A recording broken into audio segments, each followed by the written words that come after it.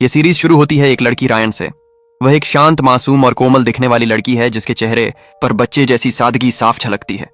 उसे किसी से झगड़ा पसंद नहीं और सबको लगता है कि वह बहुत दयालु है, लेकिन उसके अंदर कुछ ऐसा छिपा है जिसकी किसी को भी कल्पना नहीं। अंदर से वह चाहती है कि जो भी उसे दुख पहुंचाए वह उसकी जिंदगी से हमेशा के लिए गायब हो जाए। उसके पास एक लिस्ट है, किल लिस्ट, उन सभी लोगों की जिनसे वह नफरत करती है और जिन्हें वह अपनी जिंदगी से मिटा देना चाहती है। जैसे सुपरमार्केट में काम करने वाली वह लड़की जो रोज उसका मूड खराब करती है, या उसके ऑफिस के लोग जो उसकी इज्जत नहीं करते। यहां तक कि उसकी अपनी बहन सरिन भी उस लिस्ट में है, क्योंकि वह उसके मैसेज तक का जवाब नहीं देती। और उसकी माँ जो तब उन्हें छोड़कर चली गई थी जब रायन बहुत छोटी थी। उसे आज भी याद है जूलिया को, वह क्लासमेट जिसने स्कूल में उसे रोज ताने मारे और मजाक उड़ाया था। फिर हम देखते हैं कि रायन अपने पिता के साथ अस्पताल में है जहां उनका इलाज चल रहा है। अचानक उनकी हालत बिगड़ जाती है तो रायन नर्स को बुलाने भागती है, लेकिन नर्स किसी से झगड़ने में व्यस्त रहती है और उसकी बातों को नजरअंदाज कर देती है। जब तक रायन वापस कमरे में आती है उसके पिता की मौत हो चुकी होती है। वह सदमे और दुख से टूट जाती है। अस्पताल से बाहर निकलकर कार में बैठती है और फूट फूट कर रोती है। मन में गुस्से से भरी सोचती है कि काश पूरा संसार ही खत्म हो जाए। पिता के अंतिम संस्कार पर सरिन आती है और बिना कुछ बोले उसके पास बैठ जाती है। बाद में जब रायन मेहमानों से मिल रही होती है तभी उसकी नजर जूलिया पर पड़ती है, वही लड़की जिसने उसे स्कूल में परेशान किया था। वह तुरंत वहां से चली जाती है ताकि जूलिया उसे देख न ले। फ्यूनरल के बाद सरिन रायन से कहती है कि उन्हें पिता का घर बेचना होगा। रायन हैरान होकर कहती है कि वह अभी उसी घर में रहती है। तभी सरिन बताती है कि घर बेचने में जूलिया उनकी मदद करेगी। यह सुनकर रायन और भी चौंक जाती है। सरिन बात को वहीं खत्म कर देती है और चली जाती है, रायन को अकेला खड़ा छोड़कर। रात में बस में सफर करते हुए रायन जूलिया का इंस्टाग्राम खोलती है। वहां वह उनकी खुशहाल और परफेक्ट जिंदगी की तस्वीरें देखती है, वही जूलिया जिसने कभी उसकी जिंदगी बर्बाद कर दी थी। 10 दिन बाद रायन वापस अपने काम पर लौटती है।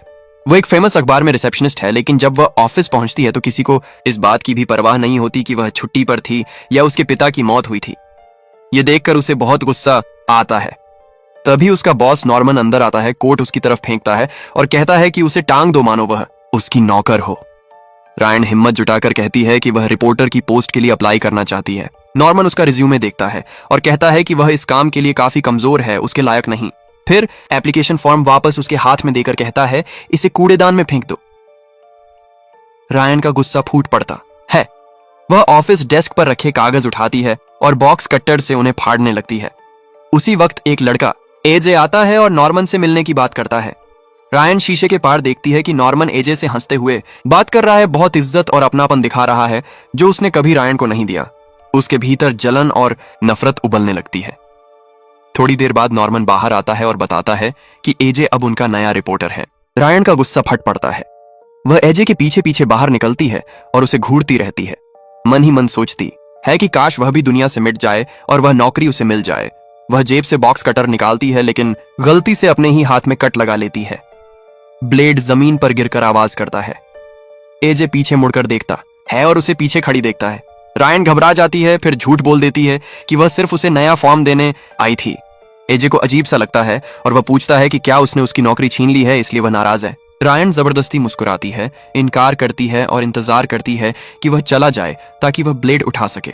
बाद में जब रायन अपने कुत्ते को टहला रही होती है तभी एक गाड़ी उसके पास से गुजरती है और कोई उस पर बच्चा डायपर फेंक देता है। उसका गुस्सा और भड़क जाता है। कुछ कदम बाद वह एक बड़ा बिलबोर्ड देखती है, जूलिया की तस्वीर वाला, जिसमें वह एक सफल रियल एस्टेट एजेंट के रूप में मुस्कुरा रही है। रायन का गुस्सा फट पड़ता है। वह खुद के बाल खींचने लगती है। तभी अचानक उसे दिखता है कि उसका कुत्ता सड़क पर पड़ा है। एक तेज रफ्तार कार ने उसे कुचल दिया है और गाड़ी रुकी भी नहीं। रायन टूट जाती है। वह ऊपर देखती है, जूलिया के मुस्कुराते हुए चेहरे वाले बोर्ड की तरफ, आंखों में गुस्सा और दुख से भरा हुआ। वह अपने कुत्ते को उनके बागीचे में दफनाती है और सरिन के लिए एक वॉइस मेल छोड़ती है। उसका आवाज कांप रही होती है जब वह कहती है कि अब वह पूरी तरह से अकेली है। वह अपनी बहन से भी गुजारिश करती है कि पिता का घर बेचना मत, खासकर जूलिया के जरिए मत। वह जूलिया से दूर रहने की भी विनती करती है क्योंकि वह फिर से उसकी जिंदगी को बर्बाद नहीं होने देगी। निर्धारित और बेचैन होकर रायन उस नाइट क्लब जाती है जहां जूलिया अपने दोस्तों के साथ पार्टी कर रही होती है। वह उसका सामना करती है और कहती है कि पीछे हटो, मेरी जिंदगी से दूर रहो, क्योंकि मैं अपने पिता का घर बेचने नहीं दूंगी। लेकिन जूलिया बहुत ठंडे और बेरहम अंदाज में जवाब देती है। वह रायन को याद दिलाती है कि घर बेचना सरिन की इच्छा थी, उसकी नहीं। वह साफ कर देती है कि उसे रायन या उसकी जिंदगी की कोई फिक्र नहीं है। अगर रायन की जिंदगी खराब है तो उसकी अपनी गलती है। जूलिया के लिए रायन नजरअंदाज की जाने वाली एक कोई भी नहीं है। फिर जूलिया उसे ठहाके मारकर धक्का देती है। तभी रायन स्कूल के दिनों की याद में खो जाती है, जब जूलिया ने उसका विग फाड़ा था और सबके सामने दिखा दिया था कि वह हर बार चोट लगने पर अपने बाल खुद क्यों खींचती थी। हर बार जब जूलिया उसे तंग करती थी और उसे बेइज्जत महसूस कराती थी। अचानक रायन अपनी यादों से बाहर आती है और हिल गई हुई वहां से चली जाती है। वह एक झील के पास अकेले बैठ जाती है ताकि उसका दिमाग शांत हो सके। तब एक लड़का नाम का रायन आता है और आराम से उसके बगल में पेशाब करने लगता है। उसकी इस बुरी हरकत से घृणित होकर वह उसका सामना करती है, लेकिन वह उसका मजाक उड़ाता है और कहता है कि उसे पता भी नहीं चला कि वह वहां है। उसकी बातें रायन के गुस्से को और बढ़ा देती हैं और वह फ्रस्ट्रेशन में उसे मार देती है। तब लड़का नाराज होकर हमला करने जैसा मूड बनाता है। गुस्से में उबलते हुए रायन अपनी चाकू निकालती है और बार बार उसकी पेट में गोदती है। अपनी सारी घृणा और दर्द उसमें निकालती है। जब वह रुकती है तो लड़का मर चुका होता है। वह उसका शव झील में घसीटती है और पानी के नीचे धकेल देती है। उम्मीद करती है कि वह हमेशा के लिए खत्म हो जाएगा।